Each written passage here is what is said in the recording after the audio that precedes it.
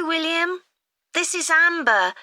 You said to phone if I wanted to get more information about the job agency you mentioned. Is now a good time? Hi, Amber. Yes, fine. So the agency I was talking about is called Bankside. They're based in Docklands. I can tell you the address now, 497 East Side. OK, thanks. So is there anyone in particular I should speak to there? The agent I always deal with is called Becky Jameson. Let me write that down. Becky... Jameson. Jameson.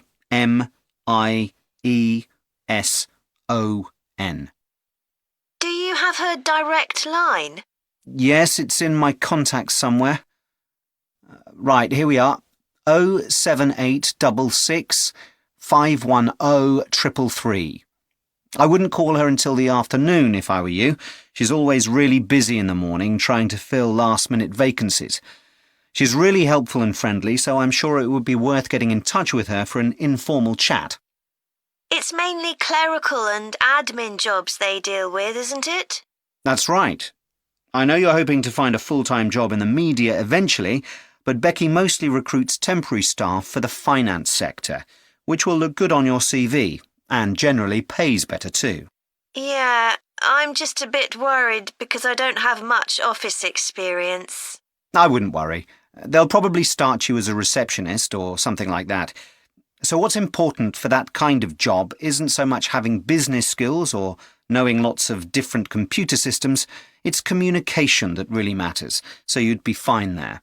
And you'll pick up office skills really quickly on the job. It's not that complicated.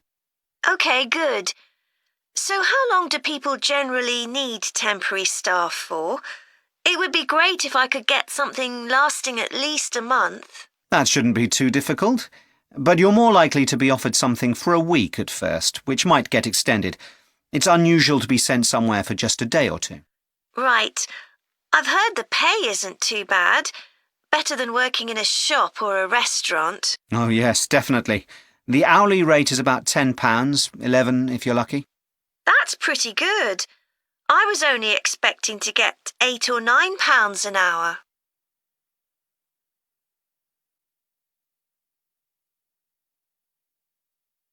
Now listen and answer questions 6 to 10. Do you want me to tell you anything about the registration process? Yes, please. I know you have to have an interview. The interview usually takes about an hour, and you should arrange that about a week in advance. I suppose I should dress smartly if it's for office work. I can probably borrow a suit from Mum. Good idea. It's better to look too smart than too casual. Will I need to bring copies of my exam certificates or anything like that? No, they don't need to see those, I don't think. What about my passport? Oh yes, they will ask to see that. OK. I wouldn't get stressed about the interview, though. It's just a chance for them to build a relationship with you, so they can try and match you to a job which you'll like. So there are questions about personality that they always ask candidates, fairly basic ones, and they probably won't ask anything too difficult, like what your plans are for the future. Hope not. Anyway, there are lots of benefits to using an agency. For example, the interview will be useful because they'll give you feedback on your performance so you can improve next time. And they'll have access to jobs which aren't advertised. Exactly. Most temporary jobs aren't advertised. And I expect finding a temporary job this way takes a lot less time. It's much easier than ringing up individual companies. Yes, indeed. Well, I think I've covered it. That is the end of Part 1. Part 2. Good morning. My name's Erica Matthews, and I'm the owner of Matthews Island Holidays, a company set up by my parents. Thank you for coming to this presentation, in which I hope to interest you in what we have to offer. We're a small family-run company, and we believe in the importance of the personal touch. So we don't aim to compete with other companies on the number of customers. What we do is build on our many years' experience, more than almost any other rail holiday company, to ensure we provide perfect holidays in a small number of destinations, which we've got to know extremely well. I'll start with our 6-day Isle of Man holiday. This is a fascinating island in the Irish Sea, with Wales to the south, England to the east, Scotland to the north, and Northern Ireland to the west. Our holiday starts in Heysham, where your tour manager will meet you. Then you'll travel by ferry to the Isle of Man. Some people prefer to fly from Luton instead, and another popular option is to go by train to Liverpool and take a ferry from there. You have 5 nights in the hotel, and the price covers 5 breakfasts and dinners and lunch on the 3 days when there are organised trips. Day 4 is free, and most people have lunch in a cafe or restaurant in Douglas. The price of the holiday includes the ferry to the Isle of Man, all travel on the island, the hotel, and the meals I've mentioned. Incidentally, we try to make booking our holidays as simple and fair as possible, so unlike with many companies, the price is the same whether you book 6 months in advance or at the last minute, and there's no supplement for single rooms in hotels. If you make a booking then need to change the start date, for example because of illness, you're welcome to change to an alternative date or a different tour for a small administrative fee.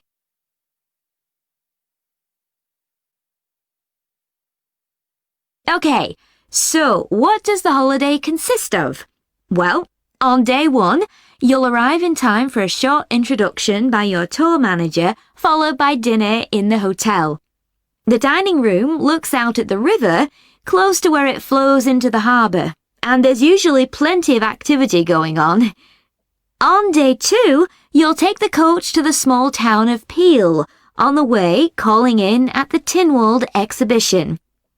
The Isle of Man isn't part of the United Kingdom, and it has its own parliament called Tynwald. It's claimed that this is the world's oldest parliament that's still functioning, and that it dates back to 979.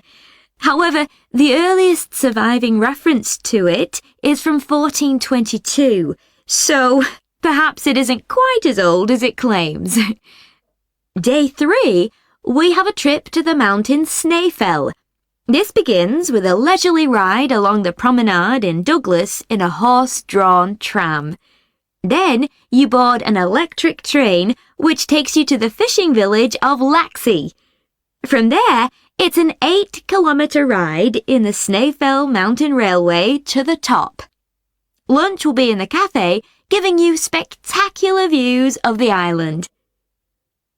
Day 4 is free for you to explore, using the pass which we'll give you. So you won't have to pay for travel on local transport or for entrance to the island's heritage sites. Or you might just want to take it easy in Douglas and perhaps do a little light shopping. The last full day, day 5, is for some people the highlight of the holiday, with a ride on the steam railway from Douglas to Port Erin. After some time to explore, a coach will take you to the headland that overlooks the Calf of Man, a small island just off the coast. From there, you continue to Castletown, which used to be the capital of the Isle of Man and its medieval castle. And on day 6, it's back to the ferry, or the airport if you flew to the island, and time to go home. Part 3. Ed, how are you getting on with the reading for our presentation next week? Well, okay, Ruth, but there's so much of it. I know. I hadn't realised birth order was such a popular area of research. But the stuff on birth order and personality is mostly unreliable. From what I've been reading, a lot of the claims about how your position in the family determines certain personality traits are just stereotypes, with no robust evidence to support them. OK, but that's an interesting point. We could start by outlining what previous research has shown. There are studies going back over 100 years. Yeah, so we could just run through some of the typical traits. Like the consensus seems to be that oldest children are generally less well adjusted because they never get over the arrival of a younger sibling. Right, but on a positive note, some studies claim that they were thought to be good at nurturing. Certainly in the past, when people had large families, they would have been expected to look after the younger ones. There isn't such a clear picture for middle children, but one trait that a lot of the studies mention is that they are easier to get on with than older or younger siblings. Generally eager to please and helpful, although that's certainly not accurate as far as my family goes. My middle brother was a nightmare, always causing fights and envious of whatever I had. As I said, none of this seems to relate to my own experience. I'm the youngest in my family, and I don't recognise myself in any of the studies I've read about. I'm supposed to have been a sociable and confident child who made friends easily, but I was actually terribly shy. Really? That's funny. There have been hundreds of studies on twins, but mostly about nurture versus nature. There was one on personality which said that a twin is likely to be quite shy in social situations because they always have their twin around to depend on for support. My cousins were like that when they were small. They were only interested in each other and found it hard to engage with other kids. They're fine now, though. Only children have had a really bad press. A lot of studies have branded them as loners who think the world revolves around them because they've never had to fight for their parents' attention. That does seem a bit harsh. One category I hadn't considered before was children with much older siblings. A couple of studies mentioned that these children grow up more quickly and are expected to do basic things for themselves, like getting dressed. I can see how that might be true, although I expect they're sometimes the exact opposite, playing the baby role and clamouring for special treatment. What was the problem with most of these studies, do you think? I think it was because, in a lot of cases, data was collected from only one sibling per family, who rated him or herself and his or her siblings at the same time. Some of the old research into the relationship between birth order and academic achievement has been proved to be accurate, though. Performances in intelligence tests declined slightly from the eldest child to his or her younger siblings. This has been proved in lots of recent studies. Yes, although what many of them didn't take into consideration was family size. The more siblings there are, the likelier the family is to have a low socio-economic status, which can also account for differences between siblings in academic performance. The oldest boy might be given more opportunities than his younger sisters, for example. Exactly. But the main reason for the marginally higher academic performance of oldest children is quite surprising, I think. It's not only that they benefit intellectually from extra attention at a young age, which is what I would have expected. It's that they benefit from being teachers for their younger siblings by verbalising processes. Right. And this gives them status and confidence, which again contributes in a small way to better performance. So, would you say sibling rivalry has been a useful thing for you? I think so. My younger brother was incredibly annoying, and we fought a lot. But I think this has made me a stronger person. I know how to defend myself. We had some terrible arguments, and I would have died rather than apologise to him. But we had to put up with each other, and most of the time we coexisted amicably enough. Yes, my situation was pretty similar. But I don't think having two older brothers made me any less selfish. I was never prepared to let my brothers use any of my stuff. That's perfectly normal, whereas sometimes... Part 4. Today, I'm going to talk about the eucalyptus tree. This is a very common tree here in Australia, where it's also sometimes called the gum tree. First, I'm going to talk about why it's important. Then I'm going to describe some problems it faces at present. Right, well, the eucalyptus tree is an important tree for lots of reasons. For example, it gives shelter to creatures like birds and bats, and these and other species also depend on it for food, particularly the nectar from its flowers. So it supports biodiversity. It's useful to us humans too, because we can kill germs with a disinfectant made from oil extracted from eucalyptus leaves. The eucalyptus grows all over Australia, and the trees can live for up to 400 years. So it's alarming that all across the country, numbers of eucalyptus are falling because the trees are dying off prematurely. So what are the reasons for this? One possible reason is disease. As far back as the 1970s, the trees started getting a disease called Mundula yellows. The tree's leaves would gradually turn yellow, then the tree would die. It wasn't until 2004 that they found the cause of the problem was lime, or calcium hydroxide, to give it its proper chemical name, which was being used in the construction of roads. The lime was being washed away into the ground and affecting the roots of the eucalyptus trees nearby. What it was doing was preventing the trees from sucking up the iron they needed for healthy growth. When this was injected back into the affected trees, they immediately recovered. But this problem only affected a relatively small number of trees. By 2000, huge numbers of eucalyptus were dying along Australia's east coast of a disease known as bell miner associated dieback. The bell miner is a bird, and the disease seems to be common where there are high populations of bell miners. Again, it's the leaves of the trees that are affected.